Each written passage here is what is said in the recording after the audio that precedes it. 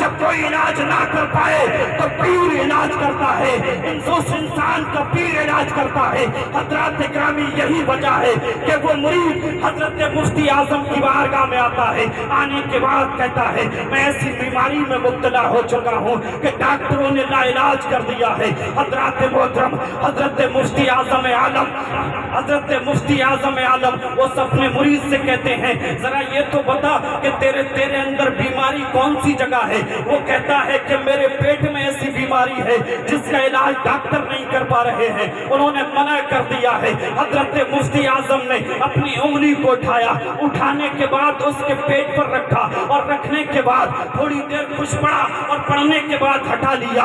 हजरत ग्रामी फरमाते हैं अब जा डॉक्टर के पास चला जा और अब चेकअप करा करके देख ले कि तेरे अंदर वो बीमारी है कि नहीं है। हजरत मुरीद खुशी के साथ उसी डॉक्टर के पास जाता है और जाने के बाद कहता है ए डॉक्टर साहब, जिस बीमारी को तुमने लाइलाज बता दिया था, जिस बीमारी को तुमने ये कह दिया था कि इसका इलाज कहीं नहीं है, अब जरा तुमने मेरा पहले चेकअप किया था, अब जरा दोबारा से मेरा चेकअप करके देख लीजिए।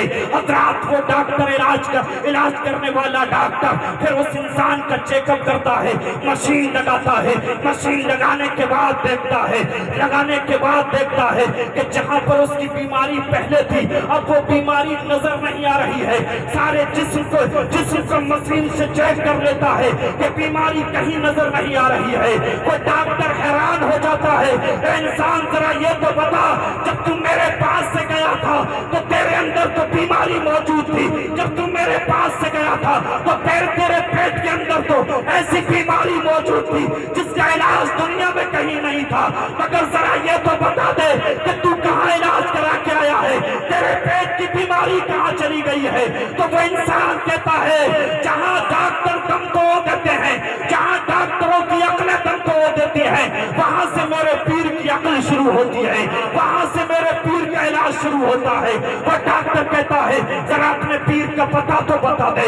हजरत वो डॉक्टर मुफ्ती आजम की बारगाह में पहुंचता है और आने के बाद कहता है ए मुफ्ती आजम आलम, दुनिया आपको मुस्तफा रजा खां के नाम से जानती है, दुनिया आपको मुफ्ती आजम के नाम से जानती है।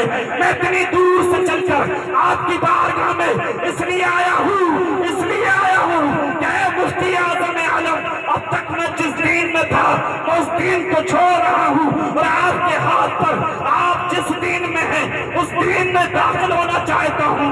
और उसने हजरत मुफ्ती आजम की बारगाह में खड़े होकर याद किया था और अपनी जुबान से बेसाख्त ये अल्फाज बोले थे कि जब बरेली में रहने वाले एक मुफ्ती आजम नबी के गुलाम की शान का ये आलम है, तो मदीने में रहने वाले मोहम्मद मुस्तफा की शान।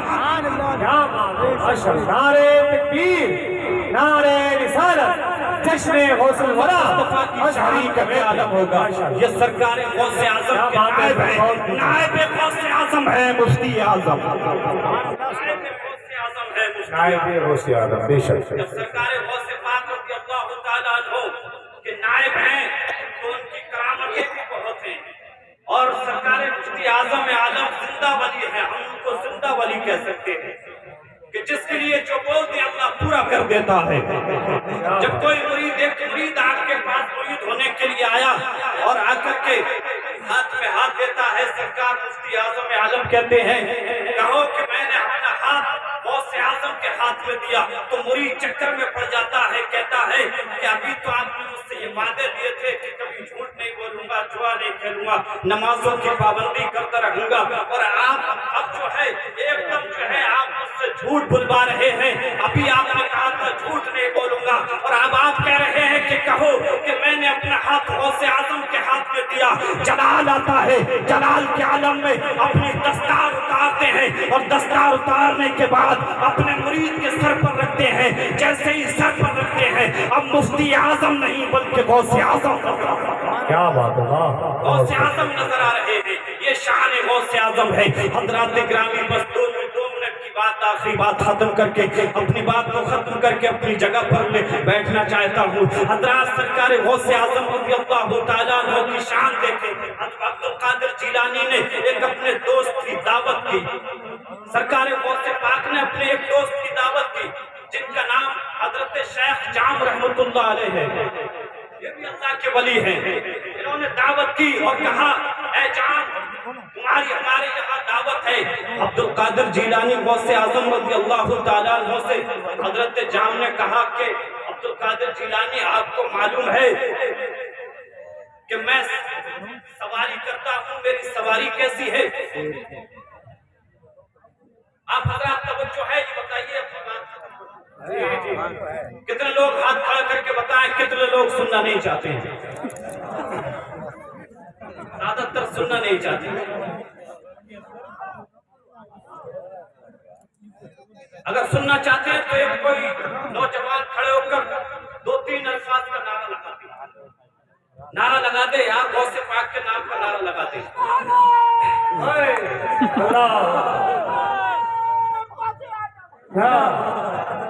میں اتنی محنت کر رہا ہوں، تھوڑی بہت آپ بھی محنت کر لیں۔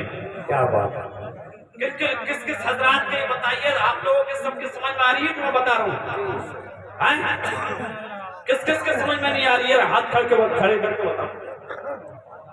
تو عبد القادر جیلانی نے کیا فرمایا؟ اے جام تمہاری دعوت ہے ہمارے یہاں پر، دعوت میں آ جانا۔ حضرت شیخ جام رحمت اللہ علیہ کہتے ہیں عبد القادر جیلانی آپ کو معلوم ہے کہ میں شیر کی سواری کرتا ہوں، میں کہیں جاتا ہوں تو شیر پر بیٹھ کر کے جاتا ہوں، میں شیر کی سواری کرتا ہوں۔ اے عبد القادر جیلانی جہاں آپ میرے کھانے کا انتظام کریں تو آپ کو میرے شیر کا بھی انتظام کرنا پڑے گا۔ سرکار غوث پاک فرماتے ہیں تمہیں گھبرانے کی ضرورت نہیں ہے، جہاں پر تمہارے کھانے کا انتظام ہوگا وہیں پر تمہارے شیر کے کھانے کا بھی انتظام ہو جائے گا، تمہارے شیر کے لیے بھی کھانا رکھ دیا جائے گا۔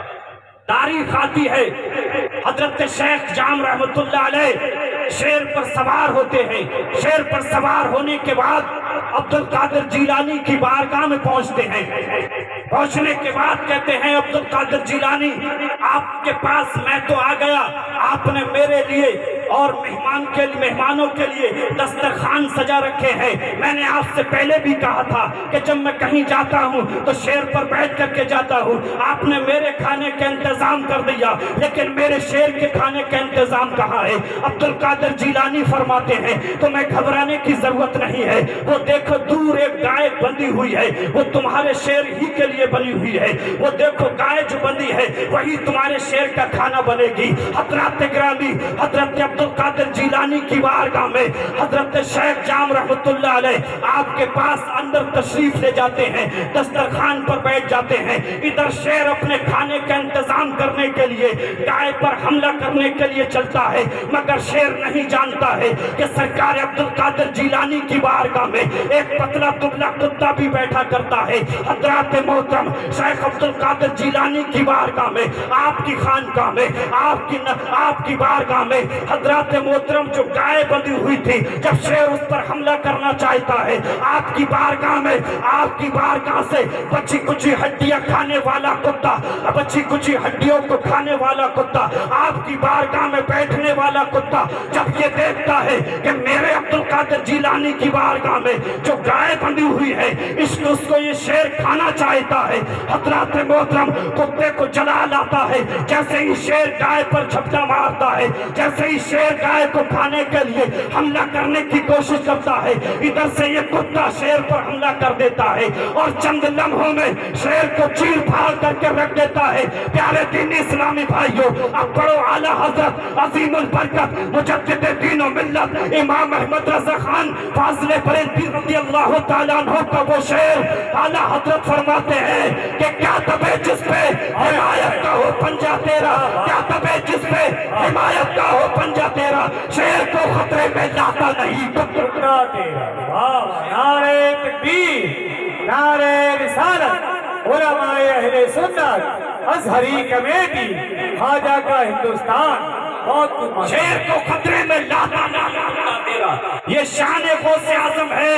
جب ضد کر لے کہ میں کچھ نہیں کھاؤں گا، وہ شان غوث پاک کی کہ اگر ضد کر لے میں کچھ نہیں کھاؤں گا جب تک میرا رب مجھے نہیں کھلائے گا۔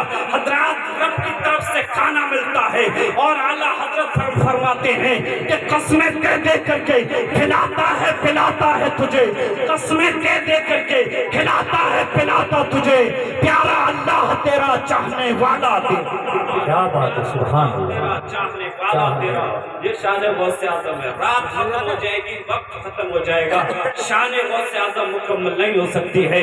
हजरात ग्रामी, हम बहुत बड़े खुशनसीब हैं जो हम सरकार गौसे पाक की मोहब्बत में यहाँ बैठे हैं। मेरे गौस फरमाते, बताने के लिए तो इतना कुछ है कि पूरी रात भी अगर बोलता रहूं तो जो है रात गुजर जाए, मगर सरकार गौसे पाक की बात खत्म ना हो। इतनी लंबी बातें हैं। सरकार गौस फरमाते हैं कि जो मुझसे मोहब्बत करता है, जिसके दिल में मेरी मोहब्बत है, जिसके सीने में मेरी मोहब्बत है, वो उस वक्त तक नहीं मरेगा जब तक उसकी जुबान पर कलमा तैयबा जारी नहीं हो जाएगा, जब तक उसकी जुबान से कलमा नहीं निकल जाता। इससे बड़ी और खुशी क्या चाहिए कि जिसके दिल में सरकार गौस की मोहब्बत हो तो वो ईमान के साथ मर जाए। इससे बड़ी दौलत हमको और क्या चाहिए। मगर प्यारे दीन इस्लामी भाइयों, आज हम ये जलसे कराते हैं तो हमारे जलसे का मकसद ये होना चाहिए, क्योंकि जलसों का मकसद ये होता है कि जलसों में दीन की बातें बताई जाएं, इस्लाम की बातें बताई जाएं। जलसों से नमाज का पैगाम ले जाना चाहिए, जलसों से रोजा रखने का पैगाम ले जाना चाहिए, जलसे से नेकियां करने का पैगाम ले जाना चाहिए, जलसों से जो है अपने दिलों को नूर से, ईमान के नूर से भर करके ले जाना चाहिए। मगर आज माहौल उल्टा हो चुका है। जलसे में सिर्फ मजा लेने के लिए आते हैं, जलसे में ये देखने के लिए आते हैं कि कौन मौलाना कितनी अच्छी